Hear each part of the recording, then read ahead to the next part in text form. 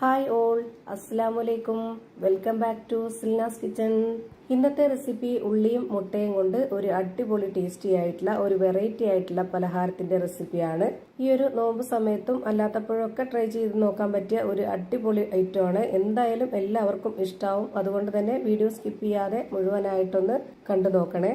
ഭയങ്കര സിമ്പിളായിട്ട് പെട്ടെന്ന് തയ്യാറാക്കി എടുക്കാൻ പറ്റുന്ന ഒരു നല്ല ഐറ്റമാണ്. റെസിപ്പിയിലോട്ട് കടക്കുന്നതിന് മുമ്പായി സിൽനാസ് കിച്ചൺ ചാനൽ ആദ്യമായിട്ട് കാണുന്നവരാണെങ്കിൽ പ്ലീസ് ഒന്ന് സബ്സ്ക്രൈബ് ചെയ്തേക്കണേ. ഒപ്പം തന്നെ ഈ വീഡിയോസ് നിങ്ങൾക്ക് ഇഷ്ടപ്പെടുകയാണെങ്കിൽ ഒരു ലൈക്ക് ചെയ്ത് ഷെയർ ചെയ്ത് സപ്പോർട്ട് ചെയ്യാനും മറക്കരുത്. ഇനി നമുക്കിതെങ്ങനെയാണ് തയ്യാറാക്കുന്നതെന്ന് നോക്കാം. ഇതിനായിട്ട് ആദ്യം തന്നെ ഒരു 3 സബോള ഇതുപോലെ നീളത്തിൽ കട്ട് ചെയ്തെടുത്തിട്ടുണ്ട്. എന്നിട്ട് നമ്മൾ കൈകൊണ്ടൊന്ന് തിരുമ്മിയതിന് ശേഷം ഇതുപോലെ ഒറ്റയായിട്ട് കിടക്കണം. ആ ഒരു രീതിയിൽ നമുക്ക് ഈ ഒരു ഉള്ളി ഒരു പാത്രത്തിലേക്ക് ഇട്ട് കൊടുക്കാം. ഇനി ഇതിലേക്ക് 2 പച്ചമുളക് ചെറുതായിട്ട് കട്ട് ചെയ്തിട്ടുള്ളത് ഇട്ട് കൊടുക്കുന്നുണ്ട്. പിന്നെ വെളുത്തുള്ളി ഇഞ്ചി ചതച്ചത് 1 സ്പൂൺ അളവിൽ ഇട്ട് കൊടുത്തിട്ടുണ്ട്. ഇനി ഒരു 1/2 സ്പൂൺ അളവിൽ കുരുമുളക് പൊടി, 1 സ്പൂൺ മുളക് പൊടി, 1 നുള്ള് പെരിഞ്ചീരകപ്പൊടി, 1 നുള്ള് ഗരം മസാലപ്പൊടി, മഞ്ഞൾപ്പൊടി. എരിവൊക്കെ ഓരോരുത്തരുടെ ഇഷ്ടത്തിനനുസരിച്ച് കൂട്ടിയും കുറച്ചും ചേർത്ത് കൊടുക്കുക. ഇനി ആവശ്യത്തിനുള്ള ഉപ്പും കൂടെ ഇട്ട് കൊടുത്തതിന് ശേഷം ഇതൊന്ന് മാറ്റി വെച്ചേക്കാം. അടുത്തതായി ഒരു മിക്സിയുടെ ജാർ എടുത്തിട്ട് അതിലേക്ക് റസ്ക് ആണ് ഇട്ട് കൊടുക്കുന്നത്. ഇതുപോലെ 2ആയിട്ട് പൊട്ടിച്ചിട്ട് കൊടുക്കാം. ഞാനിപ്പോൾ ഇവിടെ എടുത്തിട്ടുള്ളത് 9 റസ്ക് ആണ്. പക്ഷെ അതിൽ 8 എണ്ണേ ഇട്ട് കൊടുക്കുന്നുള്ളൂ. അത്രയും മതി. നമ്മൾ ഈ ഒരു ഉള്ളിയുടെ അളവനുസരിച്ച് ഇത്രയും റസ്ക് മതി. ഞാൻ എടുത്തിട്ടുള്ള ആ ഒരു 3 സബോളയ്ക്ക് അനുസരിച്ചാണ് ബാക്കിയുള്ള എല്ലാ ഇൻഗ്രീഡിയൻസിന്റെ അളവും എടുക്കുന്നത്.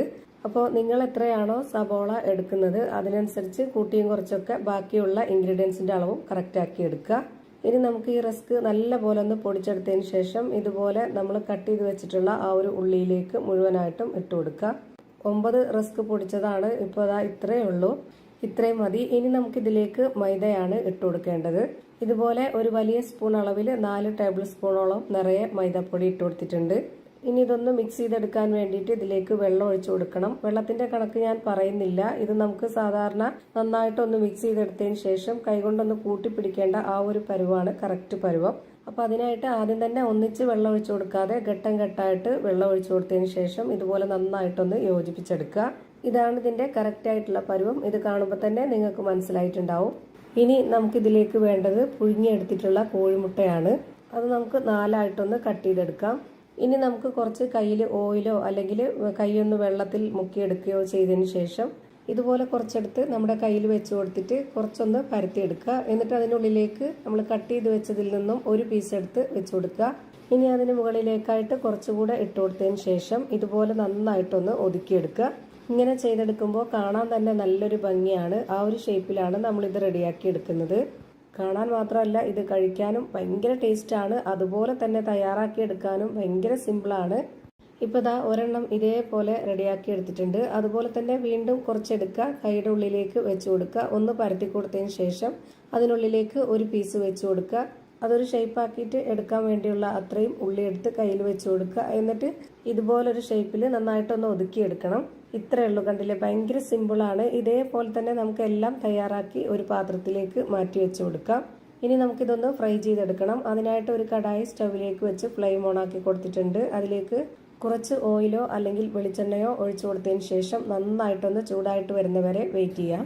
അങ്ങനെ ഈ ഒരു എണ്ണ ചൂടായി വന്നതിന് ശേഷം ഓരോന്നോരോന്നായിട്ട് ഇട്ട് കൊടുക്കാം. ഞാനിപ്പോൾ ഇവിടെ 4 എണ്ണമാണ് ഇട്ട് കൊടുത്തിട്ടുള്ളത്. അതിനുള്ള സ്പേസേ ഉള്ളൂ. ഒരുപാട് അങ്ങ് ഇട്ട് കൊടുത്തു കഴിഞ്ഞാൽ ചിലപ്പോൾ തട്ടിമുട്ടിയൊക്കെ പൊട്ടിപ്പോവും. നോൺ സ്റ്റിക്കിന്റെ കടായി അല്ല, ഇതുപോലുള്ള കടായിയൊക്കെ ആണെന്നുണ്ടെങ്കിൽ നമ്മൾ പെട്ടെന്ന് ഇട്ട് കൊടുത്ത് 1-2 സെക്കൻഡ് ആകുമ്പോൾ ഒന്നിത് ഇളക്കി ഇട്ട് കൊടുക്കണം. അല്ലാന്നുണ്ടെങ്കിൽ അതിൽ ഒട്ടി പിടിച്ചിട്ട് ആ ഒരു അടിഭാഗം കരിഞ്ഞു പോവും. എണ്ണയിലേക്ക് നമ്മൾ ഇതിട്ട് കൊടുത്തതിന് ശേഷം ഇനി നമുക്കൊരു മീഡിയം ഫ്ലെയിമിൽ ഇട്ട് കൊടുത്തിട്ട് ഫ്രൈ ചെയ്തെടുക്കാം. ഇനി ആ ഒരു ഫ്ലെയിമിൽ തന്നെ വെച്ചിരുന്നതിന് ശേഷം ഇത് നമുക്ക് തിരിച്ചു മറിച്ചൊക്കെ ഇട്ട് കൊടുത്തിട്ട് വേവിച്ചെടുക്കാം. അതുപോലെ തന്നെ എത്ര എണ്ണമാണോ ഇതിലേക്ക് ഇട്ട് കൊടുക്കുന്നത് അതെല്ലാം ഈ ഒരു ഫ്ലെയിമിൽ തന്നെ വെച്ച് കൊടുക്കുക. എങ്കിലേ എല്ലാം ഒരേ പരുവത്തിൽ കിട്ടുള്ളൂ. ഇപ്പോൾ അതാ കറക്റ്റ് പരുവത്തിൽ ഫ്രൈ ആയി കിട്ടിയിട്ടുണ്ട്. ഇനി നമുക്കിത് എണ്ണയിൽ നിന്ന് കോരി മാറ്റാം. ഇതിൽ ഒരുപാട് എണ്ണയൊന്നും കുടിക്കില്ല, അതോർത്ത് പേടിക്കണ്ട.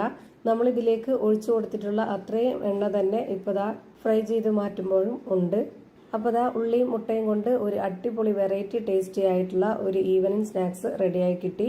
കാണാൻ നല്ല ഭംഗിയും കഴിക്കാൻ നല്ല ടേസ്റ്റും ആയിട്ടുള്ള ഒരു അടിപൊളി പലഹാരം റെഡിയായി കിട്ടിയിട്ടുണ്ട്. ഇതിനകം എങ്ങനെയാണ് ഇരിക്കുന്നതെന്ന് അറിയാനായിട്ട് ഞാനിവിടെ കട്ട് ചെയ്ത് കാണിച്ചു തരാം. അപ്പോൾ ഇത്രയേ ഉള്ളൂ ഇന്നത്തെ വീഡിയോ ഇഷ്ടമായാൽ ലൈക്ക് ചെയ്യാനും കമൻറ്റ് ചെയ്യാനും ഷെയർ ചെയ്യാനും മറക്കരുത്. അതുപോലെ തന്നെ ഞാനിടുന്ന പുതിയ വീഡിയോസ് നോട്ടിഫിക്കേഷനായിട്ട് കിട്ടുന്നതിന് വേണ്ടി സബ്സ്ക്രൈബ് ചെയ്ത് ബെല്ലൈക്കൺ അമർത്തി അതിൽ ഓൾ എന്ന ഓപ്ഷൻ എനേബിൾ ചെയ്ത് കൊടുക്കാനും മറക്കരുത്. പുതിയൊരു വീഡിയോയുമായി വീണ്ടും വരും. Thank you for watching.